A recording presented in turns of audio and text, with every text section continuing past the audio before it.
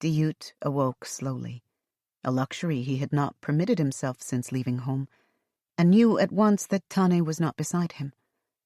That was why he had awakened.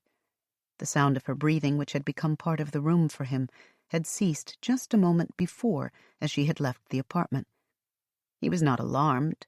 It was his own custom to rise early, go out, and bathe in the river that ran below the cliff homes of his people.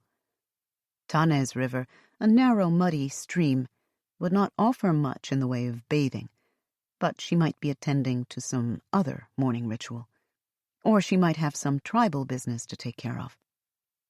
Diut rose, deciding to go outside where he could wander freely and watch the town come to life. He stood still for a moment, remembering the night and savoring the memory. He had had many liaisons already among his people, but Tane had been a different experience.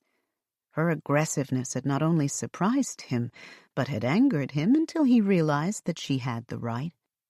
Who led in a liaison in almost any activity was determined by whose coloring had more blue.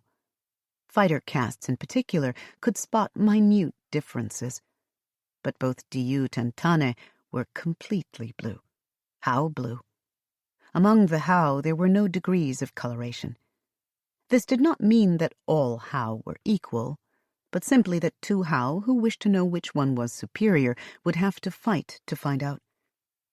As long as Diut and Tane had not fought, Tane had as much right to lead as Diut did. But there would be no fighting. Diut felt certain of that. He had accepted the woman too completely, accepted her without reservations, as he had never done with another person. He had spoken his heresies openly for her judgment. All this because Tane was blue.